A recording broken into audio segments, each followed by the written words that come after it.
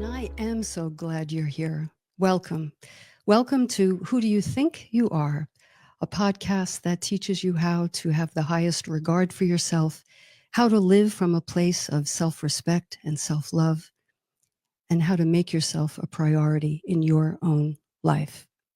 Meet me here each week for curated tips and strategies designed to help you drop your psychological masks, connect with your truest essence, and simply live life more easily.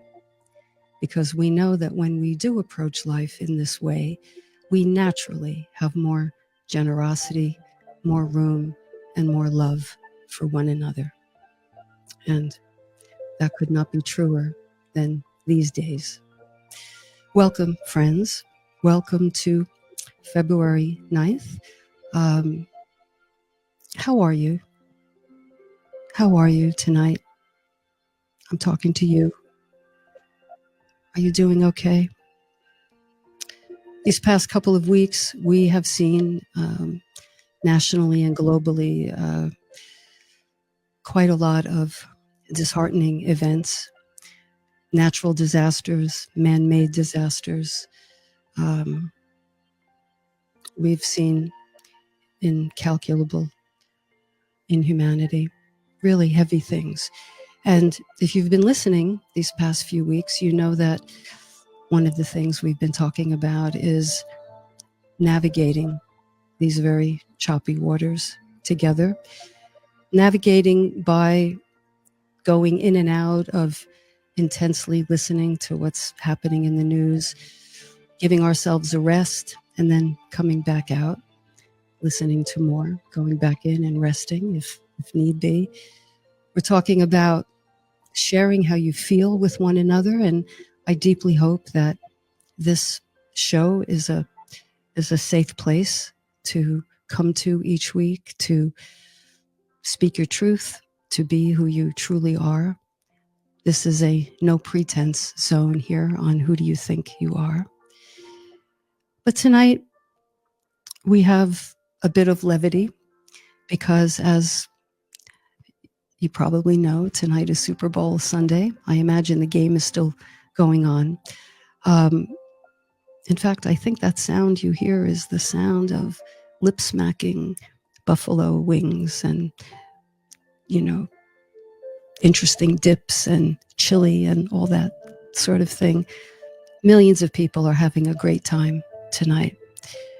And I have in mind for us sort of a different game plan, if you will, but it is Super Bowl inspired. I'll tell you that. So those of you who may have received my newsletter this morning, it was entitled Wide Receiver. Wide receiver. Why wide receiver? That's a hard word to say 3 times, by the way. Try it. Wide receiver. I came across the term and I looked into it and I explored what a wide receiver does. As anyone who watches the Super Bowl knows, every single player is integral to the success of the team. But there are 2 players in particular who I think are key to the overall performance and chance of winning the game. And those 2 players are the quarterback and the wide receiver. And as you may know, the quarterback is the player who touches the ball on, I think, every play. And the quarterback determines where to place the ball and to whom to pass the ball. But then there has to be someone on the receiving end, because the whole game and all the hoopla, when you boil it down, is really just a, sequence of one player throwing and one player catching. Basically, one player passes, one player receives the pass, and the wide receiver is a key player. And that player, as I understand it, is positioned near the sidelines, not in the middle of the field where all the other players are kind of bunched up. So the wide receiver goes wide, and I guess goes deep or long. This is the extent of my of my expertise with football, but it's key because if the pass is not completed, what happens? The play doesn't mean anything. No yardage is gained. And, each team only gets a few tries before the other team gets the ball. So I was inspired to think about receiving. What does it mean to receive? So I hope by the end of this time together, each of us will sort of channel our own inner wide receiver. And we will humbly but unapologetically tune in to all the abundance that is around us amidst the things I talked about before, the hard things. There is abundance all around us, I believe. There is love all around us. There is kindness all around us. If we look for it. If we look for it. So, as we talk about the wide receiver, I want to begin by saying that every interaction of which we are a part, including you and me right now, you and I are in this interaction. You might think I'm giving and you're receiving, but actually your presence, and especially if you happen to be in the chat and you contribute or ask a question, you are giving back to me. But even if you don't actively participate, just your presence, just your listening, just your willingness to be open to what I have to offer tonight is receiving. And in doing so, you are giving back to me.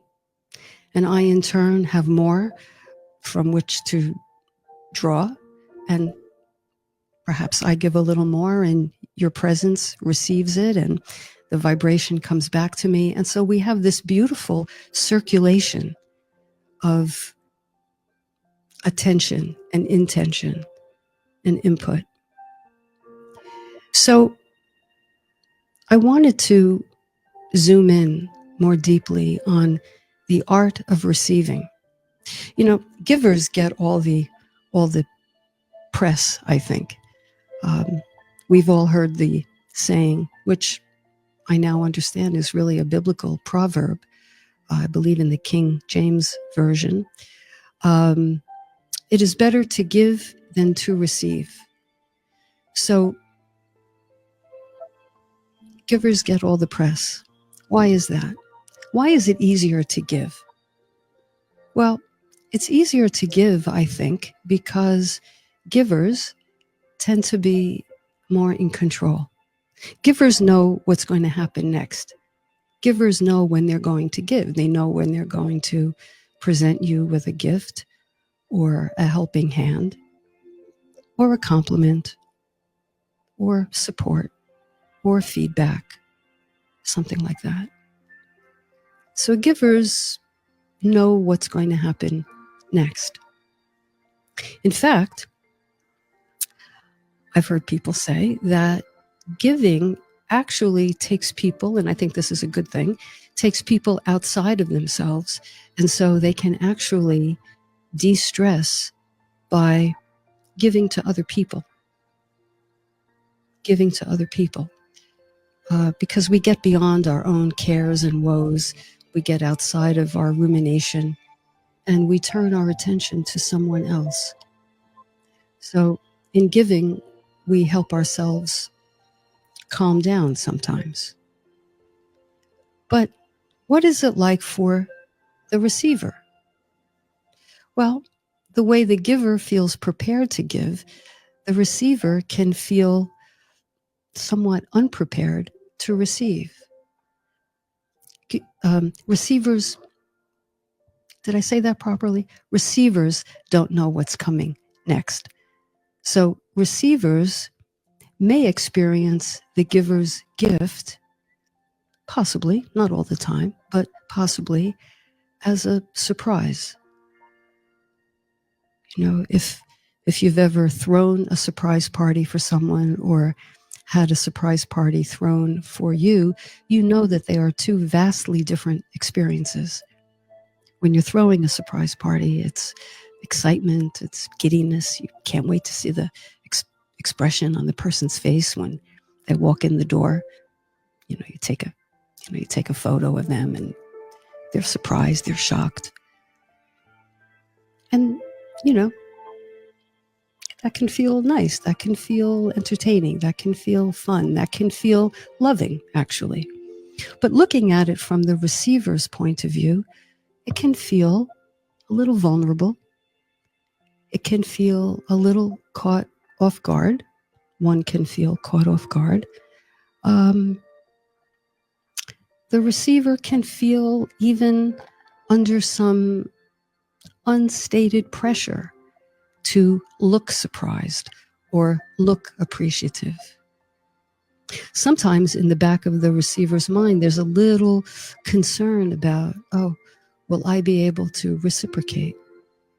If someone offers support or a helping hand, will I be able to return the favor? Do I have it in me? Will I know when to give? So givers, I think, overall have an easier time of it. But when I think about being a wide receiver, I think about the importance of receiving and the elegance, frankly, of receiving. When we give someone something, imagine a flower, for example, and we extend our arm and we hand someone a flower. Imagine if they put their hands behind their back or they shake their head and they don't accept it. What happens then? How does the giver experience that moment? It's unsatisfying, don't you think? It's unsatisfying for the giver, and the receiver goes without what may have been a very lovely gift. So receivers play an integral part in life. Receivers allow the giver to complete the pass. Receivers welcome, accept, receive, embrace. Aren't these lovely terms when you think about them? The elegance of the completed pass, the elegance of the moment of connection. This is what is in the hands of the receiver. So it got me thinking about how we might go about cultivating the art of receiving in our own lives. Well, I think we can practice, and maybe we'll do this week and you'll come back next time and tell me about it. We can practice saying yes. When someone offers help, a gesture, a gift, we can practice saying yes without hesitation and without apology. I used to have a difficult time with this, actually. I thought of myself as a giver. I liked that identity. I thought a long time ago, I thought that I didn't really need anything.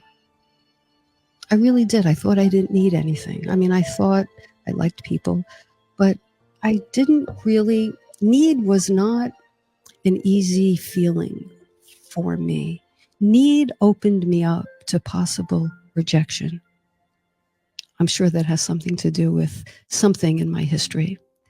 But the point is that I was kind of insulated or cocooned within this space of, I've got it. Within this space of competence, I've got it. If you need something, I can help you out, but I really don't need very much.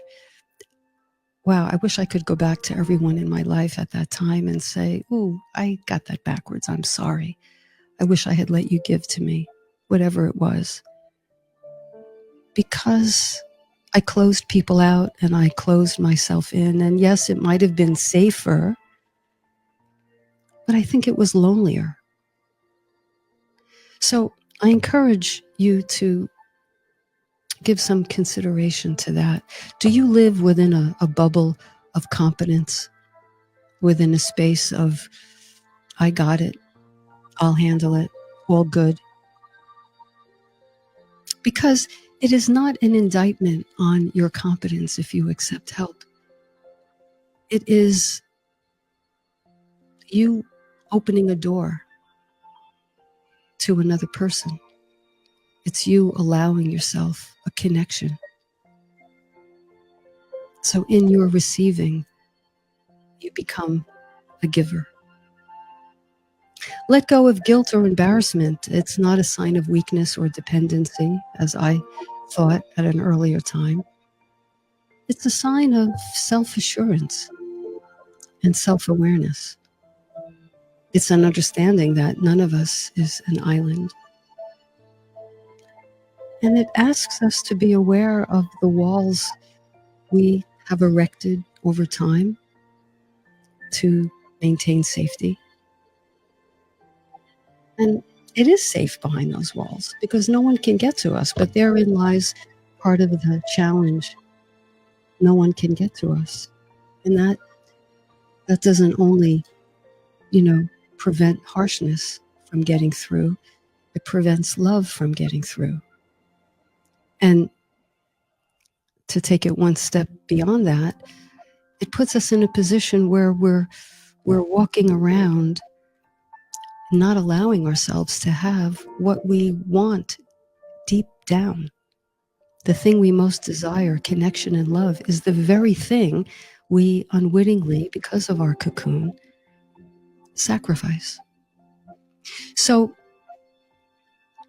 let us think about being a better receiver. Let's go wide on this. Let's not deprive ourselves or one another of the chance to complete the path of love, of kindness, of concern. And of course, let's express gratitude when something does come our way. The giver, most likely, is not expecting anything, but a thank you, hearing a thank you, lets the giver know that the path was completed. And as the ball advances down the yardage is gained and the ball goes closer to the goalpost. That's an analogy to advancing the intimacy of one another. If it's someone you know, yes, intimacy is cultivated with giving and receiving. If it's a stranger, a cashier, a teller, anyone who crosses your path, you deposit a momentary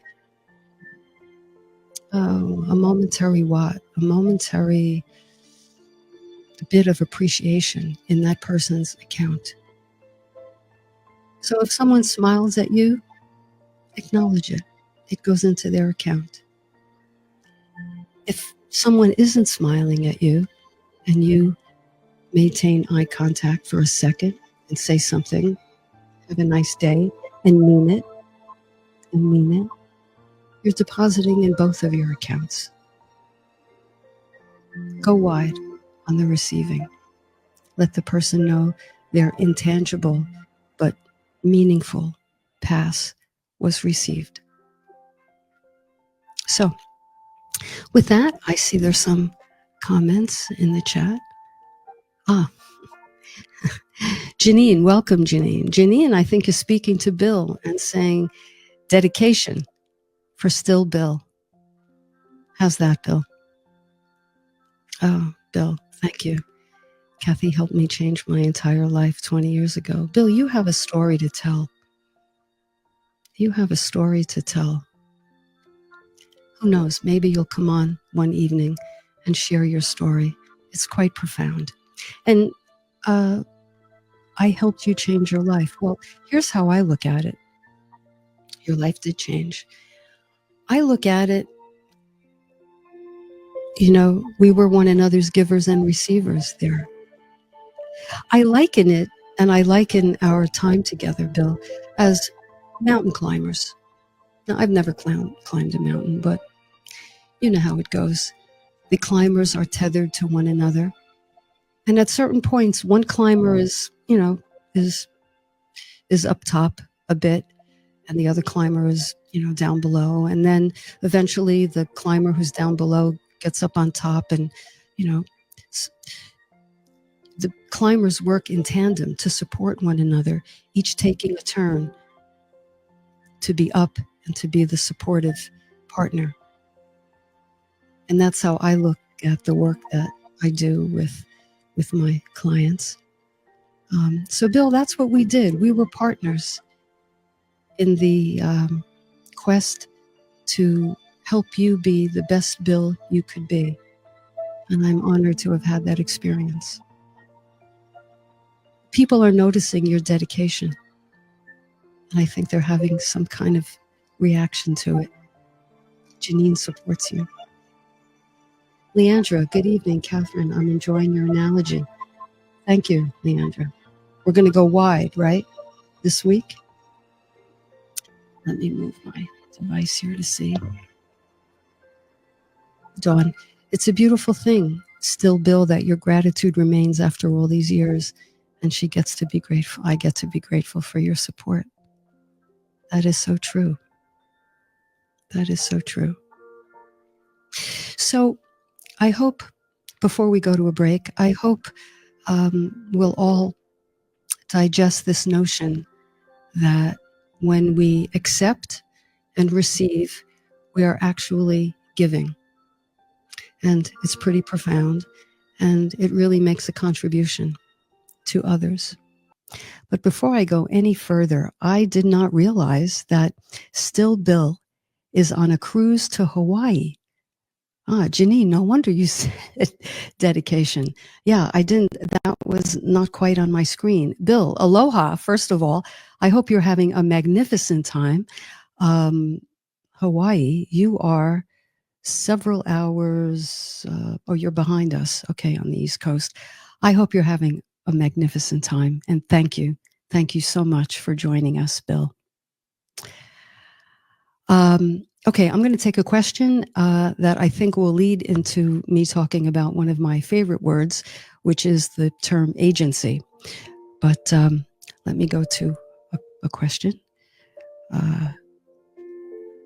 Okay, and Just Judy joined us. Hello, Just Judy. I noticed, Catherine, that X as...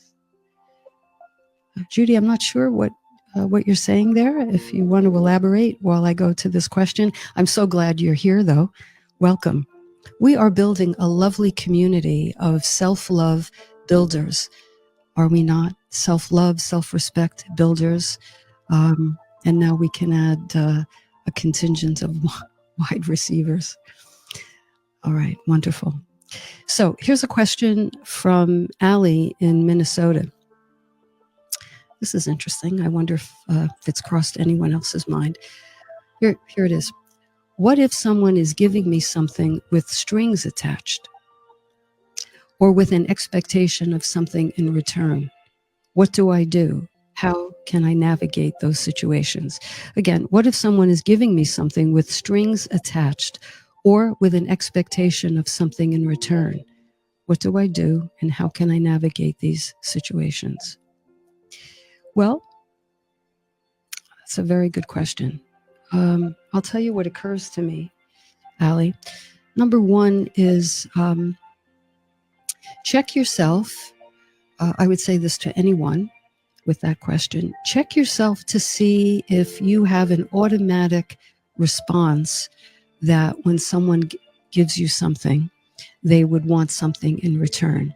I say check yourself because if you had anyone in your history, a significant person, a caregiver, a sibling, a teacher, a person in authority in your young life, and you felt that that was the exchange, they gave you something to get something from you, just ask yourself, could you be sort of transferring that onto people in general? Because that's what we do. That's not a crime. It's just part of human nature. So I would ask yourself that first. If you get past that and you say, no, you don't think so, or yes, but you've worked that through and you have reason to believe that someone in your life today is giving you something with strings attached, then I would remind you that sometimes people have other agendas. And this doesn't make them wrong. I'm not indicting anyone. It's human nature to have mixed motivations and agendas that go beyond a giving nature or an altruistic nature. So sometimes, because of their history, it's the only way that that person feels they can get something. Perhaps, you know, I've talked to a lot of people over the years who don't feel deserving of asking anyone for anything. They don't want to be indebted, or they feel that if they open up and ask, what if they're rejected? So they kind of come at it through the back door, and that is they give something, maybe overgive, because it's kind of their insurance policy. If they've given you something, then odds are you will give back to them. And that's a way that they do this sort of mental transaction without necessarily exposing their vulnerability. So just create a little room in your mind that people are overwhelmingly not intending to be malicious. But sometimes we as human beings can be manipulative, and we can sort of dip our manipulation in chocolate sometimes.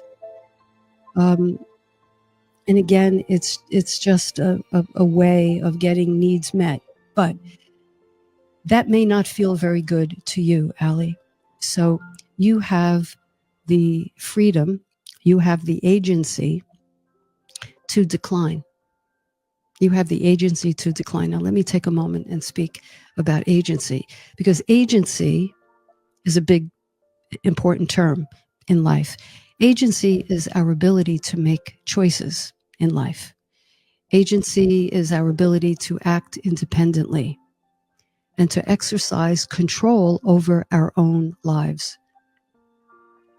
It's about our own power to decide and to choose and to take action and to shape our own experiences. Therefore, if you feel someone is attaching an expectation, if they give you money, for example, but then expect you to spend the money in a certain way, independent of if you say, may I have a loan, to pay something off, and they give you the money with the expectation that you're going to use that, and then you use it for something else, that could be something to have a conversation about. But if there's no specific nature or reason for the person giving, meaning it hasn't been discussed in advance and the person is giving and there's strings, you're free to say no. Oh, but I would love the money. Oh, I would love the opportunity. Oh, I would love whatever it is. Well, agency dictates that we have the ability to make a choice, and sometimes making the choice and going without the tantalizing or tempting thing, money or opportunity or circumstance, declining might be more in our best interest than accepting. So we can use and exercise our agency and simply decline. Let me see if there's anything else that I want to. Someone's giving, I'm stating the obvious here, but someone's giving should never make us feel obligated or trapped. That's not a good vibration. Now, reciprocity is something else. Reciprocity is cleaner. Reciprocity has a different vibration than I'm giving because I have to, because I feel obliged to give. Reciprocity comes from a desire. I would like to show my thanks. I would like to give you something in return. For all the reasons I mentioned earlier, it makes both of us feel good. But certainly if you feel there's a pull on someone's giving, sometimes it's best, and I have seen this so many times in my career with clients, they have business opportunities. But all the flags are there. Business opportunities with in-laws. They take it because it's a great opportunity, but guess what? They're not really crazy about their in-laws, or the dynamics are problematic. Think about it. Walking into a situation like that is only going to become more complicated, not less. So, along with the art of receiving is also the art of declining. Thank you, but at this time, I prefer to pass. Thank you. I appreciate the offer, but I think I'm going to take another approach. Thank you. Perhaps we can revisit this at some future time. You can do it nicely, but often if someone traps you, it's because you let yourself be trappable. Boy, I am guilty of that. I misread signals, and I felt flattered, and I felt included. And those were real, what should I call them? Triggers? Those were real seductive things for me back in time. I still have to watch it. Be invited, being included, being made to feel special. I have exhausted myself saying yes to those things because it was really my scarcity talking, my lack of self-esteem at the time talking. Oh, you want me? I mean, cut to the most basic terms. You want me? I'll do anything, even if it's not in my own best interest. So think about that. Part of self-respect is standing in what serves your highest purpose. And by the way, it works both ways. Two-way street. People may say no to your overtures because they don't feel what you're offering serves them. Maybe they're reading you correctly. Maybe you have another agenda, or maybe they're misreading. Either way, they have agency, and they're free to say no, thank you. And it's up to you to then embrace their no, thank you, and understand their right to self-determination. One of the very first terms I learned in graduate school when I went for my MSW, we each have a right to self-determination. We can help one another, support one another, give suggestions, but at the end of the day, no one can breathe for us or think for us. It is up to each of us to live our lives according to how we see fit. And with consciousness and self-awareness, that phrase, what serves us and therefore what we see fit to do, is something we get clearer and clearer on the more we do this deep work and ask ourselves these deep questions. So Allie, I hope this helped. Basically, it's okay to say no. It's okay to feel the pinch of going without that great offer or whatever it was. But, you don't necessarily have to be on the hook to anybody if it doesn't feel right to you. Exercise your agency. So, let's see. I think, let's see, there's a couple of things here. Just Judy, you're back. Okay, good. I notice, Catherine, that as I get older, I'm more willing to ask for help, such as reaching for an item at the top of the shelf in the grocery store. Yes, I'm only chuckling because, Judy, I know how tall you are, and we're about the same height. And so, yeah, Yeah, I do that myself. I wonder what it is, because you say since you get older, I wonder what it is that you've had to kind of let go of, whether there was a hang up there or, I know with me, I didn't want to bother anybody. I don't want to feel like I can't take care of myself. I've been known to climb shelves to get the bottle at the top. Um, so, um, if you care to, Judy, I'd love to know if you had to let go of anything in your thoughts to be able to ask somebody for help. But I'm glad to hear that. Dawn, good point, Kathy. Check oneself. But if there are strings attached, it's not genuine giving. Oh, it's kind of not genuine giving. But I remind you, that may be a person revealing their difficulty and asking for help directly. So you can model for them by saying what you need to say explicitly and directly and kindly, just like that. Still, Bill, I like how you say that you still have to watch yourself. Yeah, it's so true. Because, we get our wires crossed from our history.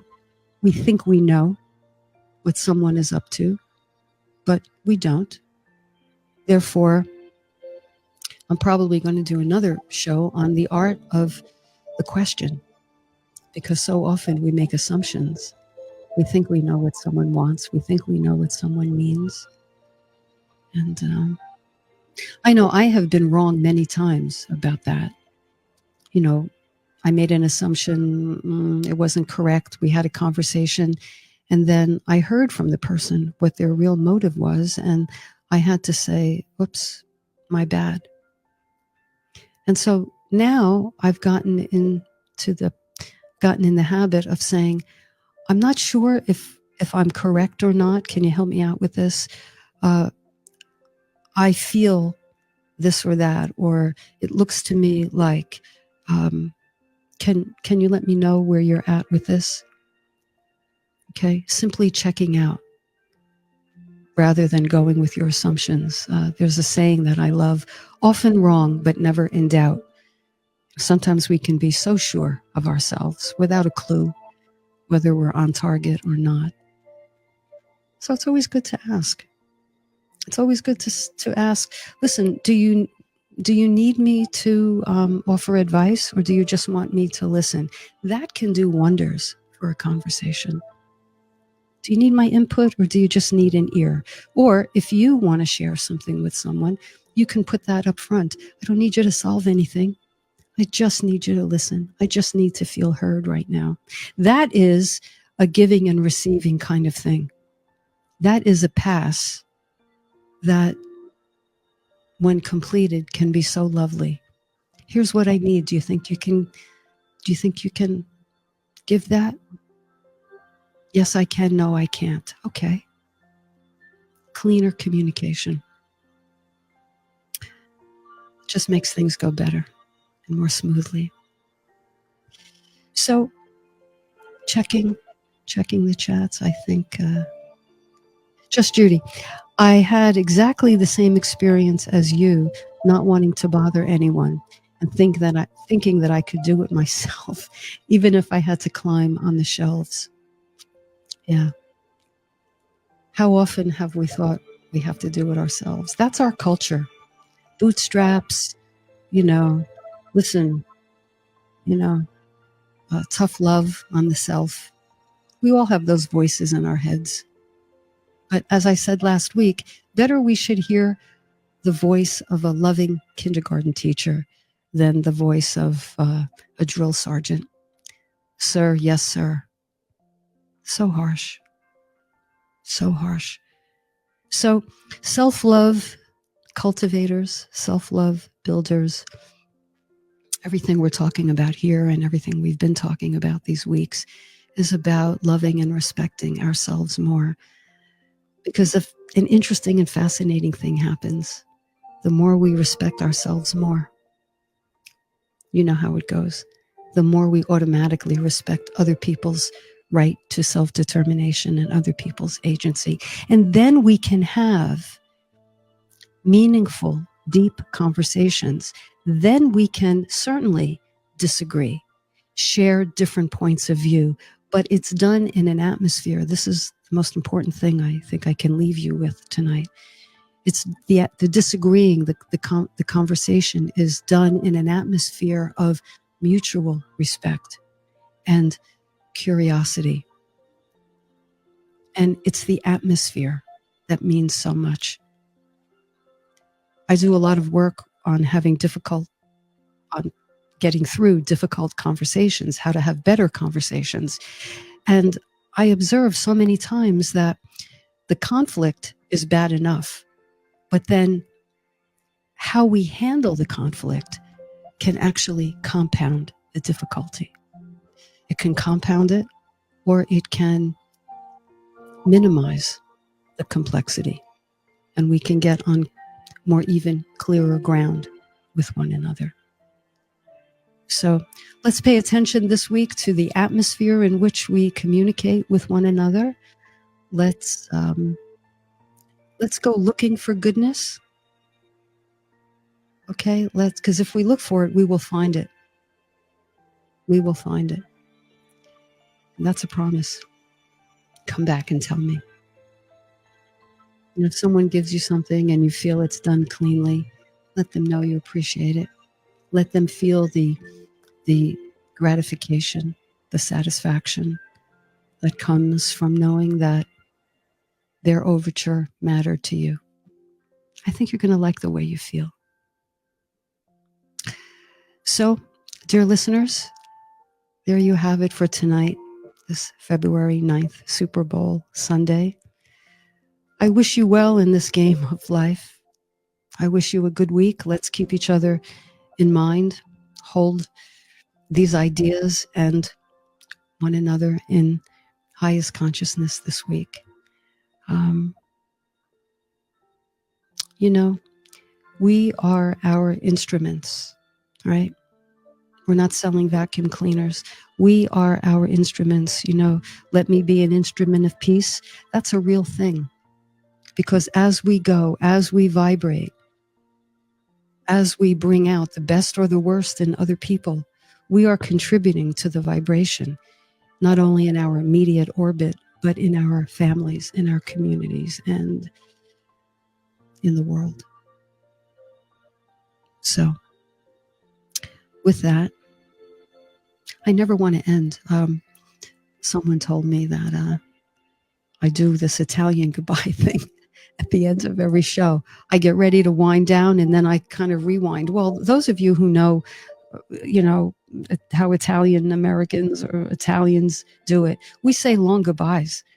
We start an hour before the party ends and we say goodbye, and not one round, not two rounds, maybe 3 rounds. So that's what I do. But I will respect everyone's time tonight and say my good wishes to all of you. So I hope to see you back here next week at the same time, and we will have hopefully another interesting, open-hearted conversation. So you've been listening to Who Do You Think You Are on New Thought Media Network. Take care and good night.